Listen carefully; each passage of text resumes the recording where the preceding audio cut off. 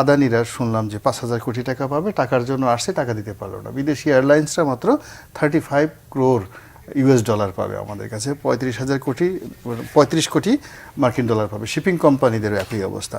American company Chevron থেকে শুরু করে অন্যান্য কোম্পানিগুলো প্রচুর টাকা পাবে, কোথাও কিন্তু সে দিতে পারছে না। যেহেতু আমি নিজে ছোটোখাটো একটা ব্যবসা বাণিজ্য করি, আমি নিজে যে বিষয়গুলো দেখি সেই বিষয়গুলো জাতীয় বাজেটের সাথে, সরকারের যে নীতিমালার সাথে এবং জীবনযাত্রার সাথে পারস্পরিক যুদ্ধ করে দেশের 18 কোটি মানুষের জীবনকে কিভাবে দুর্বিষহ করে তুলছে।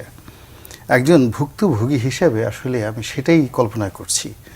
বাজেট নিয়ে যে সকল কথাবার্তা শুনছি, সেই সকল কথাবার্তা একজন সচেতন নাগরিক হিসেবে খুব আতঙ্কিত অনুভব করছি। যেমন বলা হচ্ছে যে ব্যাংকের যে আপনার স্থিতি, আপনার যদি নগদ 1 লক্ষ টাকা থাকে, বর্তমান যেটা আইন আছে তার উপর আপনাকে একটা ট্যাক্স কাটা হবে, 3.5 অবগারি শুল্ক কাটা হবে। এখন এটাকে অনেকগুলো স্ল্যাবে নিয়ে সেই কোটি কোটি টাকার মধ্যে এই ব্যাংকের ট্রানজ্যাকশনের উপরে যে অবগারি শুল্কটা ধার্য করা হচ্ছে, এটা ব্যাংকিং ব্যবস্থা থেকে মানুষকে ফিরিয়ে নিয়ে যাবে। যেমন ধরুন, আপনি আসলে মাসে 30,000 টাকা আয় করেন, কিন্তু 30,000 টাকা আয় করার জন্য প্রতি মাসে আপনাকে 30 লাখ টাকা ব্যাংকে 10 বার করে জমা দিতে হয়, আবার 10 বার করে